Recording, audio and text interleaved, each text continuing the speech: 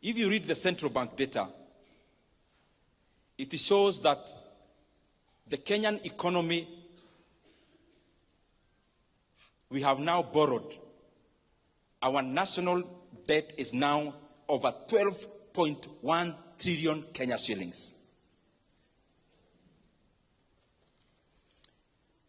For the last 3 years, our country has borrowed in excess of 3.5 trillion Kenya shillings. So I would want to request all of us as the leadership, and especially those who have the opportunity to make decisions in the executive. Let us serve our country with dedication. And let us not seek to give good narratives out there when the Kenyan economy is actually being teared down or torn down. We have borrowed over 3.5 trillion Kenya shillings in 3 years. President Kibaki borrowed 1.2 trillion in the entire 10 years he was president. And therefore we have borrowed 3 times in 3 years. We have borrowed 3 times what Kibaki borrowed in 10 years. That's the money Kenya has borrowed in the last 3 years alone. 3 times what Kibaki borrowed in 10 years.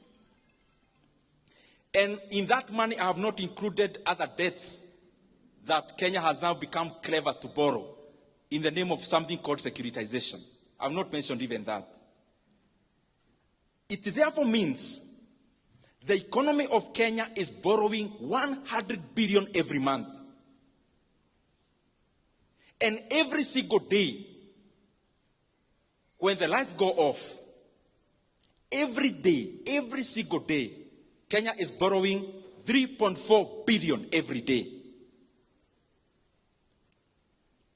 That we are borrowing in a minute. You can do the calculations and see. In an hour, maybe we are borrowing around 137 every 1 hour. I'm saying this because we are now headed to the elections.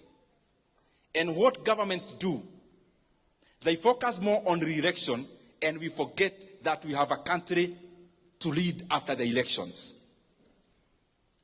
And what that means is that every time we are nearing elections, we start having something called fiscal expansion. Because maybe there is nothing much to be seen for the past year, then in basically 1 year, we want everything to be seen. And therefore, what do? We become reckless in borrowing. Kenya is there now. That now our debt is 12 trillion Kenya shillings. I want to request that we do not have to put our country in that kind of pedestal in terms of borrowing. Kenya has always had development for the many years, but we never had to borrow that much. President Kibaki did a lot of development. He borrowed only 1.2 trillion for 10 years. Where is the 1.2 trillion we are borrowing every year going? To make the matter worse, everything you see with your eyes happening in Kenya now, in terms of development, what you can see, for example, the expansion of this Keno-Marwa Road, is not even part of the 12 trillion borrowed. Is another loan on the side called fuel levy securitization. Everything else you see in Kenya in terms of development, like even the Talanta Stadium, is also not part of the 12 trillion debt. That is another debt, securitization of the sports fund, where we borrowed 46 billion and we'll be paying 100 billion in interest rate alone after 15 years. Even the expansion of Nairobi-Nakuru Road is also not part of the 12 trillion we have borrowed. That is NSSF money being used as a PPP to build that road. I request those who are in government, you have already borrowed 1.2 trillion every year. And even what we can see with our eyes is actually not part of that borrowing. Please, kueni na huruma ya nchi ya Kenya. Even as we preside over the affairs of our country, let us be, tujue kwa akili zetu ya kwamba, there is Kenya after elections. Let us not run our country in terms of overheating it.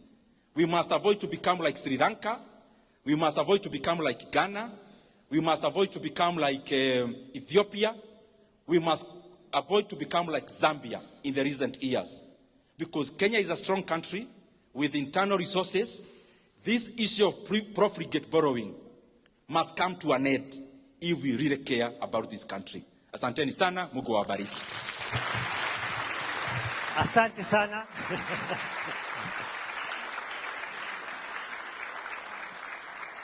I'll kindly request Bwana Mheshimiwa to come back.